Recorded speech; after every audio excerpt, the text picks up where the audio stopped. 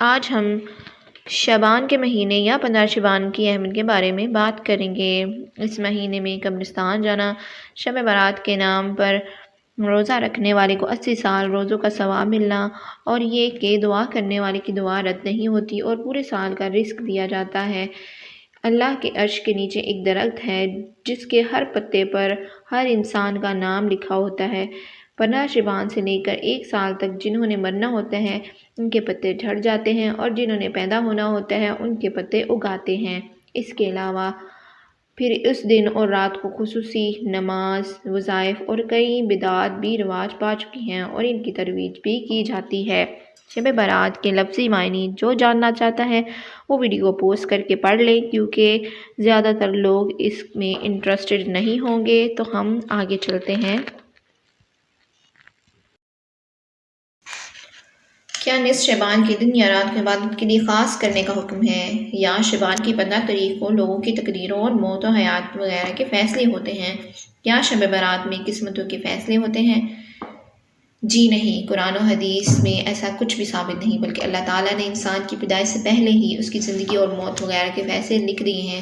اللہ تعالیٰ نے فرمایا، اللہ کے حکم کے بنا کوئی جاندار نہیں مر سکتا، مقررہ شدہ وقت لکھا ہوا ہے۔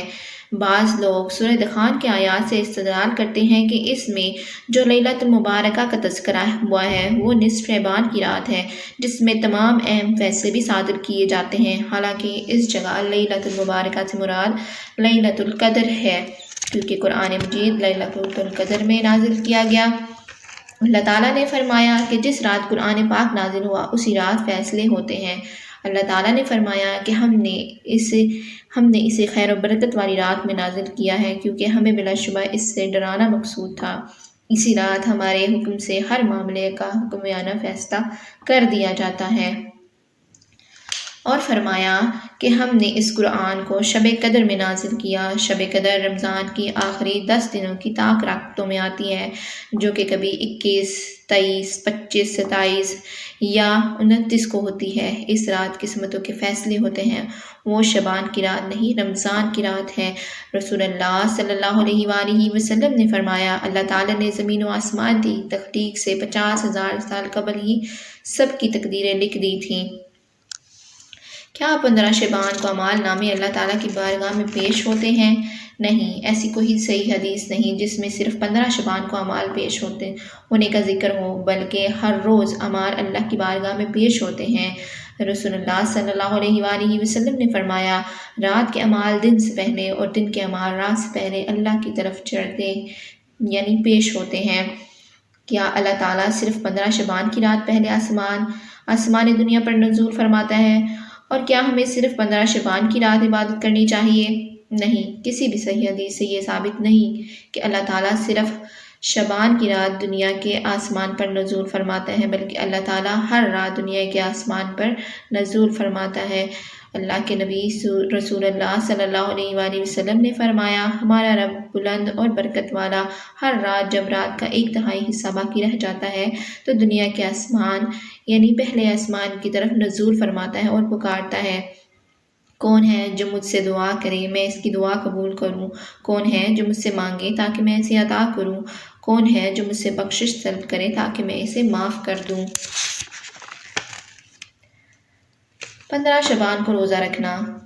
کسی بھی صحیح حدیث میں صرف 15 شعبان کو روزہ رکھنے کا ذکر نہیں، بلکہ رسول اللہ صلی اللہ علیہ وآلہ وسلم ماہ شعبان کے اکثر ایام روزے سے گزارتے تھے۔ البتہ ہر مہینے کی 13، 14، 15 تاریخ کو روزہ رکھنا چاہیے۔ ام المومنین سیدہ عائشہ رضی اللہ تعالیٰ عنہ فرماتی ہیں، میں نے نبی صلی اللہ علیہ وآلہ وسلم کو شعبان سے زیادہ کسی مہینے میں اتنے نفلی روزے رکھتے نہیں دیکھا۔